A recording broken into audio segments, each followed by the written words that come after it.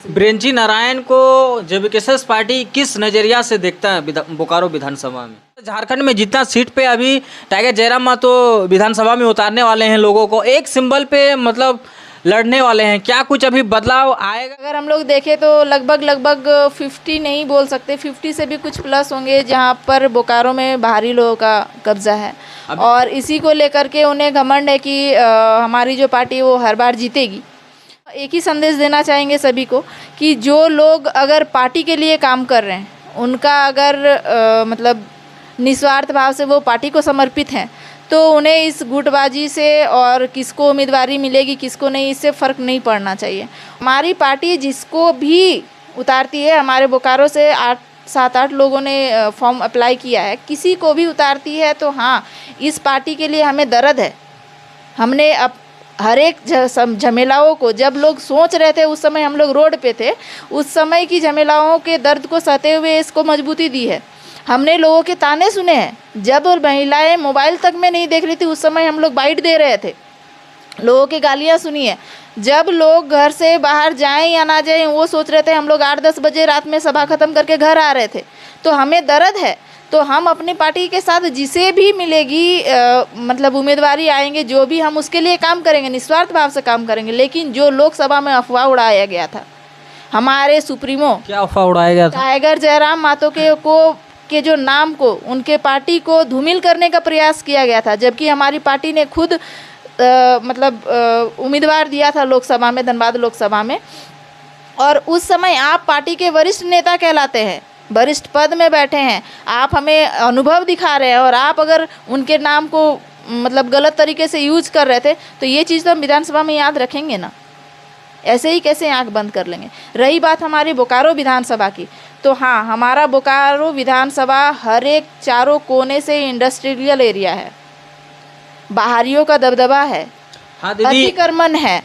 और इस समय हमें अगर उम्मीदवारी चुनने का अगर मौका मिलता है, तो जाहिर सी बात है हम ऐसे लोग चाहेंगे जो पहले किसी पॉलिटिशियन में नहीं थे, क्योंकि आप अगर पहले किसी पॉलिटिक्स में थे तो किसी ना किसी नेता के दबाव में ही काम करेंगे आज भी। ब्रिंची नारायण को जेबीकेएस पार्टी किस नज़रिया से देखता है बोकारो विधानसभा में? जरूर वो एक सम्मानजनक स्थान पे हैं, एक विधायक हैं हमारे यहाँ के, और ऐसा नहीं है कि वो मतलब अपने मतलब पद का गरिमा के अनुसार काम नहीं करते होंगे, बिल्कुल करते होंगे। नहीं करते तो शायद ये दूसरी बार वो विधानसभा में नहीं जीतते थे। लेकिन जहाँ तक हम लोग देखते हैं, जैसे मेरे गांव में ही अगर आप देखते हैं, तो हमने अभी तक उनको नहीं देखा। ये बात अलग है कि हम देखे हैं, लेकिन गांव का बात करें तो गांव ने उनका शकल कभी नहीं देखा। क्या वोट के टाइम वोट मांगने के लिए आते हैं ब्रिंची नारायण? नहीं आते। नहीं, देखिए बीजेपी जो है उसका हम लोग अगर नामकरण सोचते हैं, हमारे मुंह से जो निकलता है वो बाहरी पार्टी कहलाती है अभी। और अगर हम लोग देखें तो लगभग 50 नहीं बोल सकते, 50 से भी कुछ प्लस होंगे जहां पर बोकारो में बाहरी लोगों का कब्जा है। और इसी को लेकर के उन्हें घमंड है कि हमारी जो पार्टी वो हर बार जीतेगी। तो ऐसा नहीं है कि ऐसा मतलब सारे लोग जो भी आपके यहाँ से आए हैं, जो लोग जानते हैं कि हम वहाँ से पलायन, अपने एरिया से, अपने जगह से पलायन करके आए हैं, मतलब रोज़गार नहीं मिलने के कारण या उनका जो अधिकार है वो नहीं मिलने के कारण पलायन करके बोकारो में आके बसे हैं, उनको ये दर्द है कि अगर उनको अपने जगह पर अगर उनकी सुविधाएँ मिलती तो शायद वो भी अपना घर परिवार छोड़ के नहीं आते। तो वो लोग हमें समझते हैं। जो लोग जानते हैं कि अगर यहाँ के लोगों को अगर मिल जाता, जिस तरह हम मतलब जगह छोड़ कर यहाँ आकर के काम कर रहे हैं, उसी तरह अगर यहाँ के लोगों को उनका अधिकार मिलता तो ये भी अपने जगह पर शांत रहते थे, उन्हें आंदोलन करने की ज़रूरत नहीं पड़ती। इससे पहले भी भाईचारा हमारे में साथ साथ था। मेरी खुद की जो मायके है, हम एक BCCL एरिया के हैं, और मेरी की 90% फ्रेंड जो है वो बाहर की थी, लेकिन अभी भी सबके साथ परस्पर संबंध बना हुआ है। हम लोग अच्छे से व्यवहार करते हैं, बात करते हैं, एक दूसरे का हालचाल लेते हैं। तो ऐसा नहीं है कि सारे के सारे दुश्मन हैं हमारे। तो ये चीज़ जो समझेंगे वो हमें सपोर्ट जरूर करें। अभी राजनीतिक में बड़ी उलटफेर हो रहा है। जैसे आपको पता होगा कि अभी 30 तारीख को जो JMM का एक मंत्री था चंपाई सोरेन जी, जो कि अभी बीजेपी में शामिल हो गए हैं, जो बहुत सारे ऐसे बड़े बड़े नेता हैं जो बीजेपी में शामिल हो रहे हैं। क्या लग रहा है कि अगर टाइगर जयराम मातो जीत जाते हैं तो क्या किनको समर्थन करने वाले हैं, क्या कुछ किनके तरफ जाने वाले हैं? अभी तक जो हमारे सुप्रीमो है टाइगर जयराम मातो, उनका तो स्टेटमेंट यही है कि हम लोग स्वतंत्र ही रहेंगे। और हमारा भी विचार वही है कि जब तक हम जैसे कि हमारे में सारे देखिए आंदोलन जिन्होंने भी किया था वो पढ़ने वाले बच्चे थे, तो राजनीतिक अनुभव उतना अच्छे से नहीं है। हम अगर अभी किसी के साथ जाते हैं तो जाहिर सी बात है हम उनके द्वारा चलाए जाने वाले एक कार्यकर्ता बन के रहेंगे। लेकिन ऐसा नहीं है, हमारे में नई राजनीति की सोच लेके चले हैं हम लोग, बदलाव लेके चले हैं। तो जब तक हम लोग अच्छे से समझ सीख नहीं जाते हम लोग किसी के साथ नहीं जाना पसंद करेंगे। और क्या कुछ दीदी, जैसे बोकारो विधानसभा में ऐसे जीत हासिल कर पाए, क्या कुछ करना चाहिए, किस तरह से अभी काम करना चाहिए? क्योंकि आप लोग नया नया एक पार्टी हैं और नया नया लोग हैं और बहुत सारे मंझे हुए खिलाड़ी हैं जो कि बीजेपी जेएमएम सरकार बन चुका है इन लोग, और आप लोग एक नया पार्टी के साथ आए हुए हैं। किस तरह से क्या कुछ कीजिएगा? अभी बहुत कम समय बचा है, जो कि आप लोग देख लिए, रिजल्ट देख लिए लोकसभा में, जो कि टाइगर जयराम का बहुत ही हल्ला था लेकिन उलटफेर हो गया।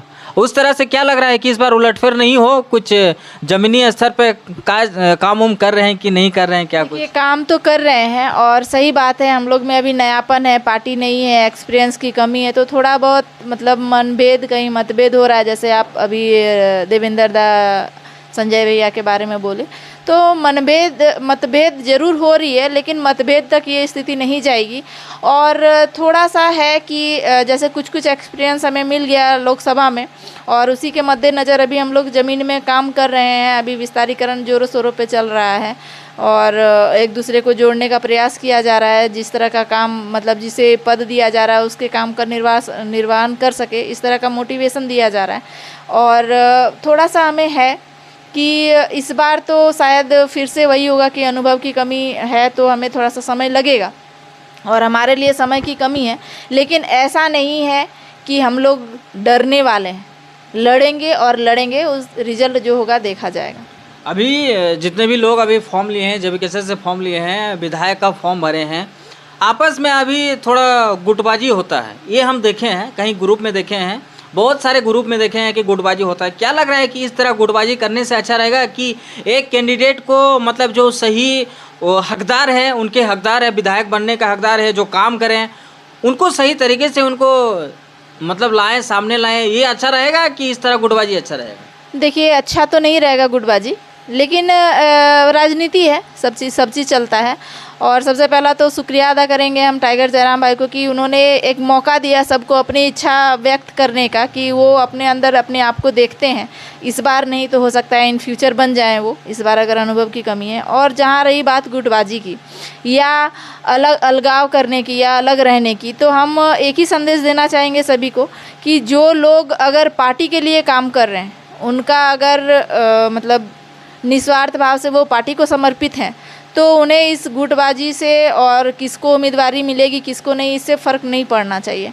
और उसके बाद भी अगर नहीं, इस बार है, जैसे हम बोल रहे हैं कि नया चीज़ है और विधानसभा का दौर चल रहा है, तो कुछ लोग हैं जो इस तरह का होगा। बहुत ऐसे लोग होंगे कि शायद टिकट ना मिलते ही वो साइड भी हो जाए, ऐसा भी होगा, क्योंकि हमें जिस तरह से फील्ड से अभी अनुभव हो रहा है बिल्कुल होगा। और उसमें से भी कुछ लोग विधानसभा जो चुनाव होगा उस समय आगे पीछे होंगे, तो सब पर नज़र रखी जाएगी।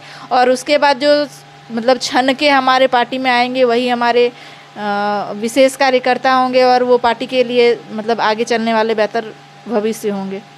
ऐसा भी देखा जा रहा है कि 2-4 कहीं पे विस्तारीकरण कर रहे हैं, जो विधायक के टिकट भरे हैं, फॉर्म भरे हैं, 2-4 जगह ही विस्तारीकरण कर रहे हैं। वो ऐसा सोच रहे हैं कि हम हर जगह घूम लिए हैं, या तो चंदनकेरी विधानसभा हो या तो बोकारो विधानसभा हो, ऐसा अनुभव कर रहे हैं। वो कहीं ना कहीं ये सोच रहे हैं कि हम हर जगह घूम रहे हैं, लेकिन ये हल्के में क्यों ले रहे हैं कि 1-2 जगह करने से काम नहीं चलेगा। पूरा चंदनकेरी बोकारो को पूरा कवर करना होगा, लोगों तक जाना होगा, लोगों के बीच में जाना होगा, घर में जाना होगा, तब जाके कुछ हो सकता है। ऐसे हवाबाजी में करने से कुछ नहीं। देखिए, एक चीज़ है, जैसे हम पहले ही बताएं कि हम लोग वही लोग इस पार्टी में आए हैं शुरू से कि जिनके पास रोज़गार नहीं था, जिन्होंने शिक्षा ली, अपना ज़मीन दिया, लेकिन उसके बाद भी अपने अधिकारों से वंचित है। तो जाहिर सी बात है वो अपना दिनचर्या चलाने के लिए किसी न किसी रोज़गार का माध्यम लिए हुए हैं, किसी न किसी तरह के, और किसी को नौकरी पेशा नहीं है, सब वो प्राइवेट से कर रहे हैं। तो उनका घर चलाना एक मजबूरी है, जिसके कारण समय की कमी हो रही है। प्लस मान लीजिए किसी को उम्मीदवारी मिल गई, ठीक है, मिल गई, तो उस समय उनको जो खर्च वहन करना होगा, अच्छा, वो हाँ दीदी। उस चीज़ को लेकर के चिंतित हैं।